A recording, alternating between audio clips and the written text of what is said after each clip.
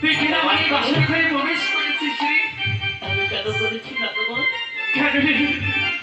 আমি তোমার প্রতিটা কাজ ছোট করবার জন্য এসেছিলাম।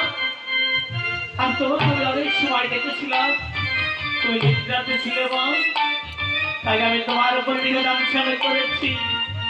কিন্তু কালী ভাই, বলো মা বলো। তোর চরণে আমি কি অপরাধ করেছিলাম? আমার কথা কেন বলছো?